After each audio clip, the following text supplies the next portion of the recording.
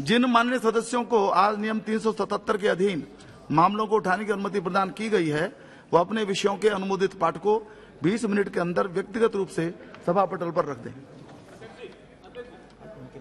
जी chairperson sir, मैं एक अनुरोध करना चाहता हूं कि आज के जो संशोधित कार्य सूची में जो आइटम 22 पे जो लिस्टेड है, उसकी बजाय जो 23rd और 24 पे the government of national capital territory of Delhi amendment bill 2023 ये पहले ले लिया जाए, ये हमारा अनुरोध है आपसे। ठीक है, सभा की सहमति। ठीक है, सभा की सहमति है जी।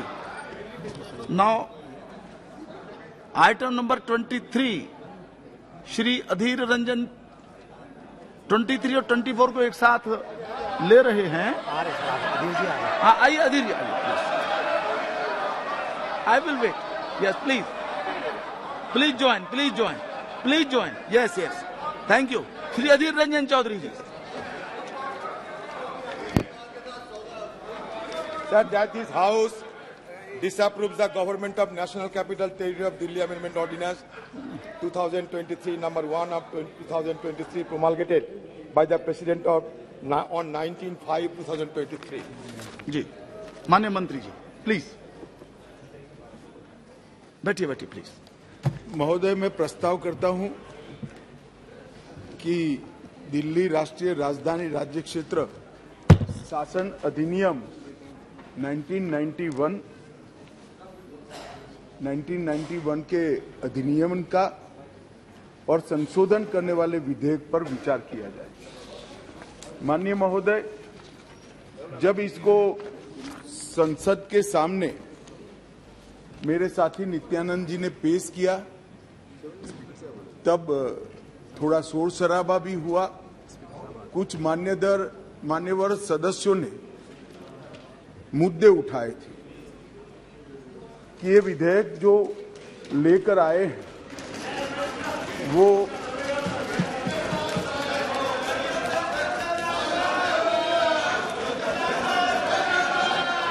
ऐसे ही सदन चलाओ तो अच्छा लगता है। लाने का अधिकार नहीं है। संविधान के तहत संसद की कॉम्पिटेंसी पर भी सवाल उठाए गए हैं। और दूसरा ये मुद्दा उठाया गया कि ये विधेयक जो लेकर मैं इस सदन के सामने उपस्थित हुआ हूं, वो विधेयक सुप्रीम कोर्ट के जजमेंट के भावनाओं के विरुद्ध है।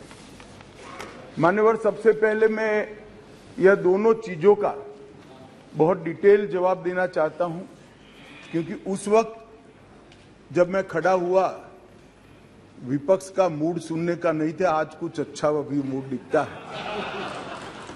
तो मान्यवर, जब तक कॉम्पिटेंसी का सवाल है,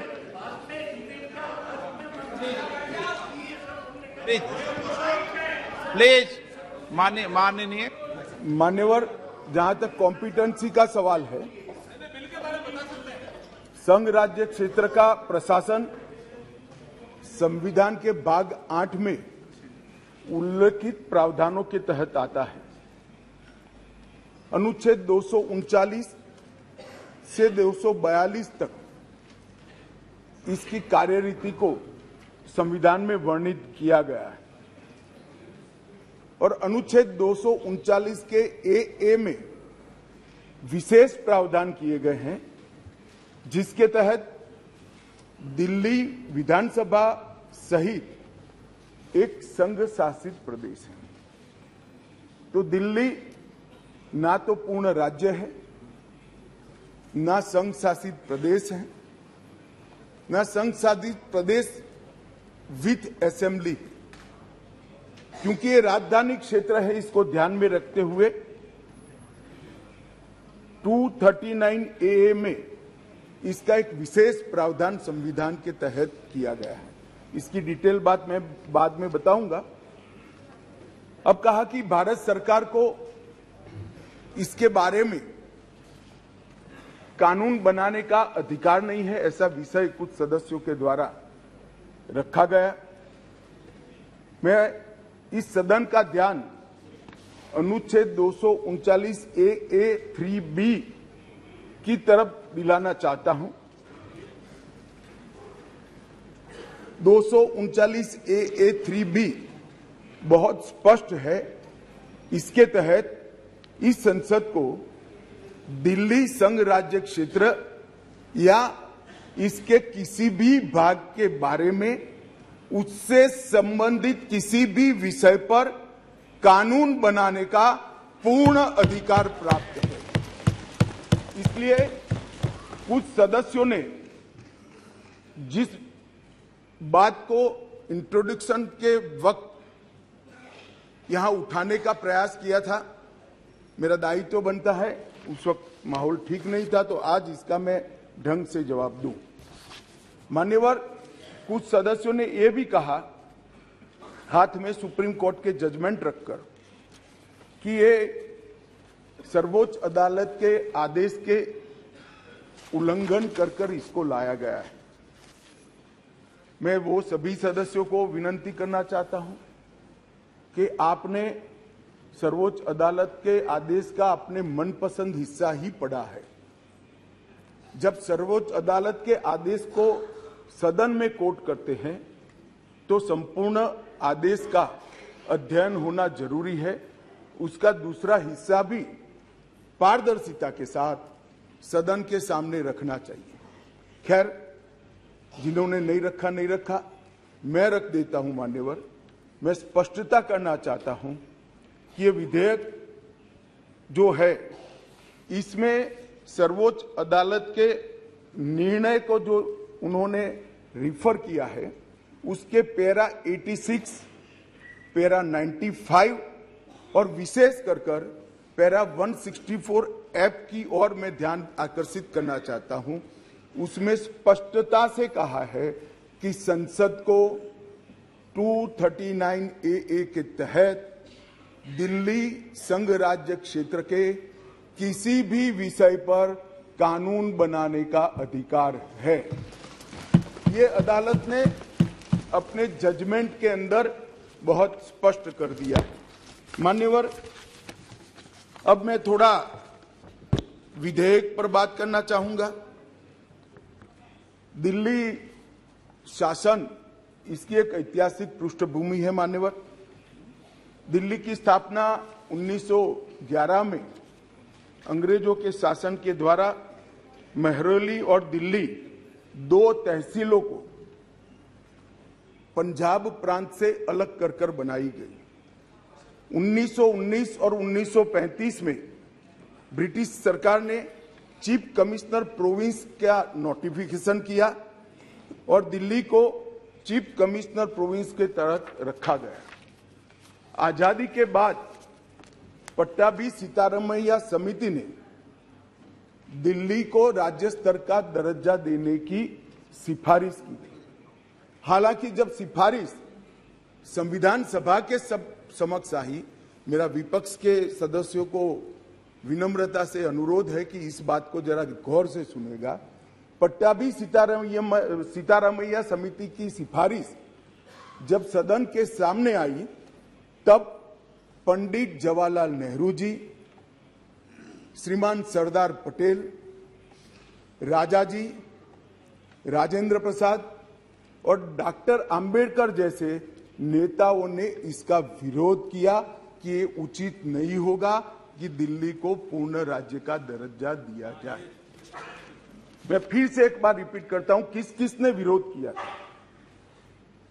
पंडित नेहरू ने किया था, सरदार पटेल ने किया था, राजा जी ने किया, राजेंद्र प्रसाद जी ने किया और अंबेडकर जी ने भी इसका विरोध किया था। और उस वक्त पंडित नेहरू जी के एक चर्चा के हिस्से को मैं सदन के सामने रखना चाहता हूं। 2 साल पहले सदन ने एक समिति, सीतारामैया समिति की नियुक्ति की और अब जब रिपोर्ट आया है तब दुनिया बदल गई है, भारत बदल गया है और दिल्ली काफी हद तक बदल गई है।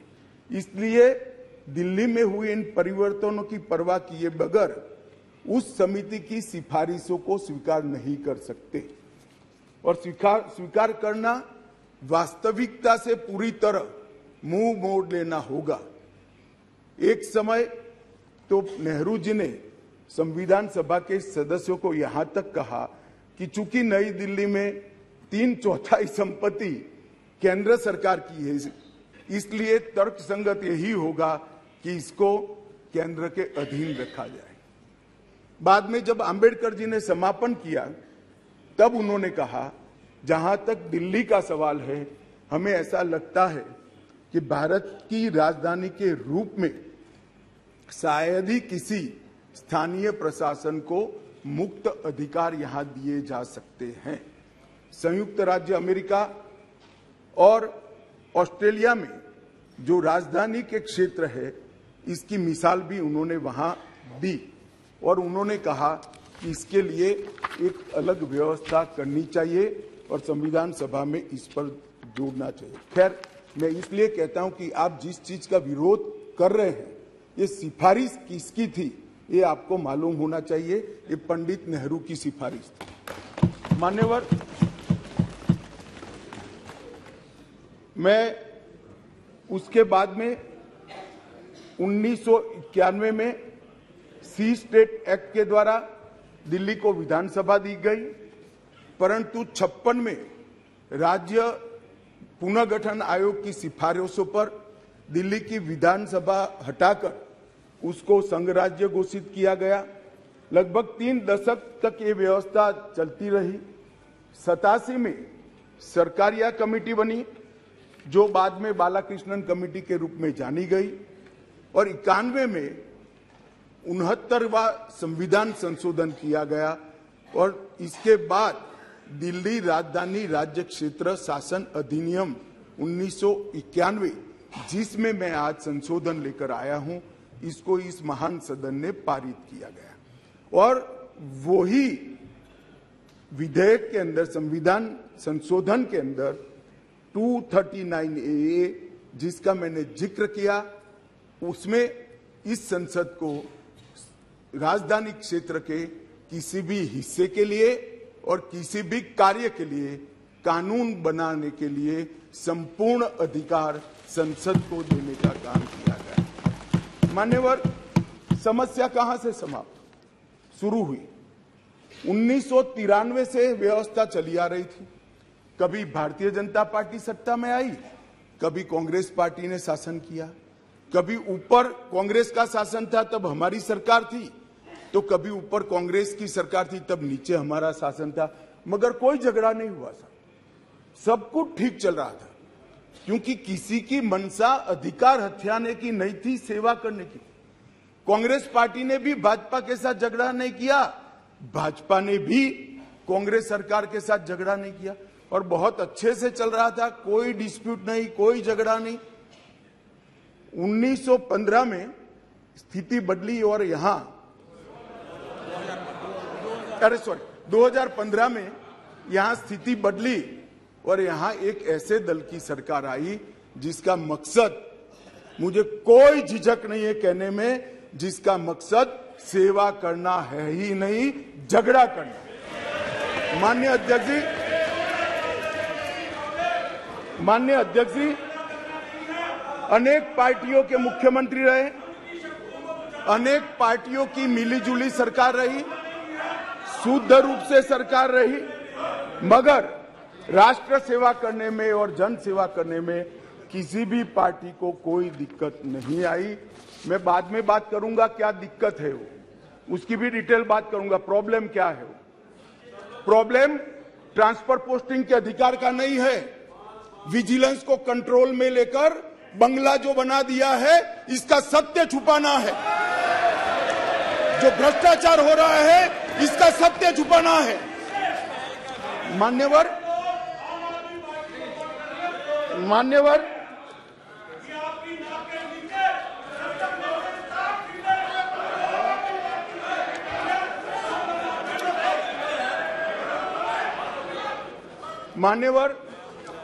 उसके बाद में 15 में अचानक ही दिल्ली राज्य सरकार ने एक विषय सर्कुलर निकाला, जिसमें उन्होंने ट्रांसफर पोस्टिंग के अधिकार अपने हाथ में लिए। केंद्र सरकार ने एक नोटिफिकेशन निकाला, उसको हाईकोर्ट में चैलेंज किया गया। हाईकोर्ट का फैसला केंद्र सरकार के पक्ष में आया, इसको सुप्रीम कोर्ट में चैलेंज कर दिया गया, उसमें खंडित जनादेश आया, फिर संविधान पीठ बनी। संविधान पीठ ने कुछ फैसले कर नीचे फिर से 2 जजों की बेंच को दिया, उसमें भी सहमति नहीं बन पाई और फिर से संविधान पीठ बनी जिसने अभी अभी फैसला दिया। मान्यवर वो जो इंटरप्रिटेशन है, वो इंटरप्रिटेशन उन्होंने कानूनी और मॉरल दृष्टि से नहीं किया। उन्होंने इंटरप्रिटेशन कानून की स्थितियों का करते हुए ये कहा है कि फिर भी दिल्ली देश की संसद को और भारत सरकार को दिल्ली संघ राज्य क्षेत्र के लिए हर प्रकार का कानून बनाने का अधिकार है। वो अधिकार का उपयोग कर एक वटहुकम, एक नोटिफिकेशन निकाला गया और वो नोटिफिकेशन इसलिए निकालना पड़ा कि संसद उस वक्त काम नहीं कर रही, मतलब संसद बैठी नहीं थी, बैठकें चल नहीं रही, तो नोटिफिकेशन निकला और संसद सत्र के अनुपस्थिति में जो नोटिफिकेशन निकला, इसको मैं यहां लेकर आया हूं, जो आज सदन के चर्चा के लिए मैंने आप सबके सामने रखा है। मेरा सभी पक्ष के सदस्यों से विनती है कि चुनाव जीतने के लिए, किसी समर्थन हासिल करने के लिए, किसी पक्ष का विधेयक का समर्थन करना या विरोध करना, ऐसी राजनीति नहीं करनी चाहिए। नए गठबंधन बनाने के अनेक प्रकार होते हैं। नया गठबंधन बनाने के अनेक प्रकार होते हैं। विधेयक और कानून देश के भले के लिए लेकर आते हैं, इसका विरोध या इसका समर्थन भी देश के और दिल्ली के भले के लिए करना चाहिए। अगर हमारी राजनीति में थोड़ी स्वीकृति कम है तो सबको मिलाना है, दिल्ली का जो होना है वो हो, जितना भ्रष्टाचार होना है वो हो, मंत्री कुछ भी करे, मुख्यमंत्री करोड़ों के बंगले बनाए, मगर हम विपक्ष में रहते हुए समर्थन करेंगे क्योंकि हमें गठबंधन बनाना है। इस तरह से नहीं सोचना चाहिए। मेरी अपील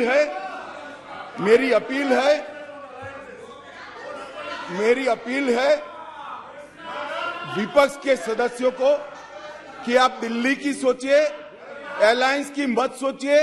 अलायंस से फायदा नहीं होने वाला है। अलायंस होने के बाद भी पूर्ण बहुमत से नरेंद्र मोदी प्रधानमंत्री बनने वाले हैं। इसलिए ये अलायंस के कारण जनता के हितों की बलि मत चढ़ाइए। जनता सब देख रही है। अलायंस कर आप अगर ऐसा